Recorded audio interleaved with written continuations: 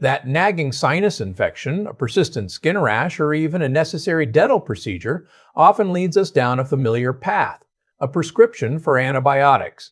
And for good reason. In many critical situations, these medications are undeniably life-saving. Yet, while we focus on the immediate relief they offer, there's a profound, often overlooked consequence that silently unfolds beneath the surface, deep within our bodies. Think of it like a delicate, vibrant rainforest, teeming with diverse life, suddenly hit by a powerful, indiscriminate storm. What truly happens inside you when these potent compounds enter your system, targeting specific invaders, but also impacting the vast, intricate ecosystem that orchestrates so much of your health? It's a question many of us don't fully consider when holding that prescription. But understanding this internal biological mechanism is crucial, as its mild long-term implications can touch everything from your immunity to your skin, even years down the line. So, what exactly do antibiotics do to this internal ecosystem? When antibiotics were first introduced in the mid-20th century, they were rightly hailed as a medical marvel, saving countless lives by effectively combating bacterial infections. I recall from my medical school days in the 1970s the excitement around broad-spectrum antibiotics. Prior to their widespread use, identifying the specific bacteria causing an infection and then testing various individual antibiotics to determine efficacy was a time-consuming process. The advent of broad-spectrum antibiotics provided a powerful tool that could target a wide range of bacteria at once, offering rapid treatment. The challenge, however, was our limited understanding at the time of the human microbiome, the vast community of microorganisms that reside within us, primarily in the gut. We hadn't yet fully grasped that humans are, in essence, complex symbiotic organisms dependent on these microbial partners for vital functions. Consequently, the medications designed to eliminate harmful pathogens also inadvertently impacted the beneficial bacteria inhabiting our mouths, sinuses, and most significantly, our gut. This widespread effect, what we now term collateral damage, was simply not appreciated. This brings us to a critical distinction. Antibiotics don't just eliminate pathogenic bacteria. They can significantly deplete beneficial species as well. Over the years, our understanding has evolved beyond a simplistic good versus bad bacteria dichotomy. Instead, we now view the gut microbiome as a complex, interdependent community, much like a tropical rainforest. This intricate balance of diverse species, some traditionally seen as good and others as less desirable, actually supports each other, contributing to overall stability and resilience. A course of antibiotics, while often effective against a specific infection, can drastically reduce the immense diversity of your gut bacteria. Many studies indicate that after a single course, the number of distinct bacterial species in your gut can plummet, sometimes to just a fraction of its original state. What's often missed is the profound duration of this impact. Some research suggests it can take 2 to 3 years for this diversity to even partially recover, if it ever truly does. Here's what often gets overlooked. Researchers at institutions like Stanford University, particularly the work from the Sonnenberg lab, suggest that once certain microbial species are lost due to antibiotic exposure, we may never fully re-establish that original tropical rainforest diversity. Why does this matter so profoundly?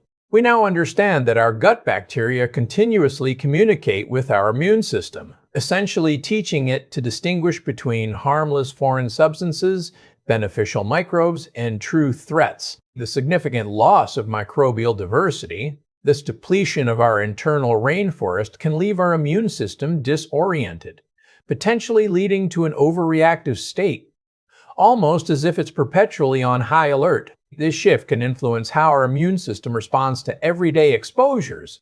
Another crucial function of our microbial ecosystem that was previously unrecognized is its role in processing certain plant compounds. Many plants produce natural defense mechanisms like lectins and oxalates, which can be challenging for the human digestive system. Our gut bacteria traditionally played a vital role in metabolizing these compounds, helping to mitigate their potential effects on our intestinal lining. With a depleted microbiome, these plant defense compounds can have a more direct impact on the gut wall, potentially contributing to increased intestinal permeability, often referred to as leaky gut. When the integrity of the gut lining is compromised, substances that should remain contained within the digestive tract can cross into the bloodstream, triggering an immune response and potentially contributing to systemic inflammation. This is where this becomes clinically relevant. Many health concerns can be traced back to what's happening within our gut. For instance, the well-known adage that your skin is a mirror of your gut holds significant truth. Conditions like eczema, rashes, and psoriasis, often considered purely dermatological, are frequently reflections of underlying imbalances and inflammation within the gastrointestinal system. Many of my patients experiencing chronic skin issues are often unaware that their skin's distress signals are intimately connected to the state of their gut microbiome. Addressing the internal environment can often provide significant support for these external manifestations.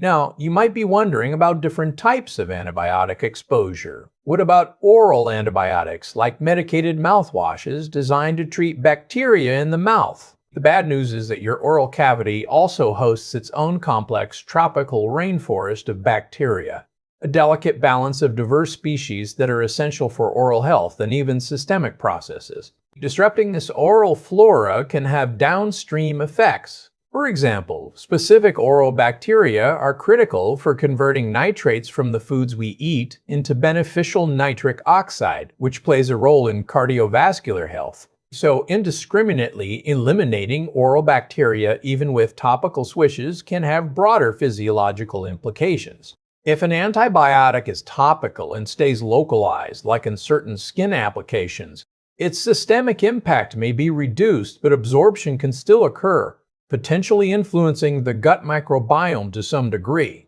Antibiotic eye drops, however, present a somewhat different scenario. The eye has specific immune challenges, making localized antibiotic treatment quite useful for infections.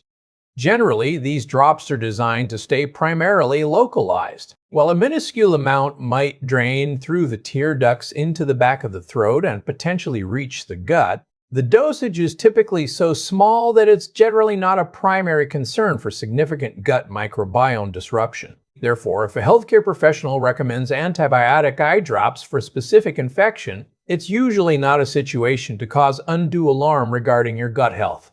There are, of course, absolutely crucial situations where antibiotics are necessary and even life-saving, and it's important to acknowledge that. However, if you find yourself needing to take a broad-spectrum antibiotic, what steps can you take to support your gut health? First, it's always appropriate to have a conversation with your prescribing physician. You might ask if there are alternative approaches or narrower spectrum antibiotics that could be effective for your specific condition. While sometimes the answer will genuinely be that broad spectrum is the only viable option, exploring possibilities is a valid part of your health advocacy. When it comes to the impact on your gut flora, the spectrum of the antibiotic matters less in terms of overall disruption once the decision is made to use one that targets a wide range of bacteria. For instance, when treating specific protozoan parasites like Giardia in the gut, which can be very mischievous actors, we often explore a range of natural interventions that are successful for about 90% of our patients.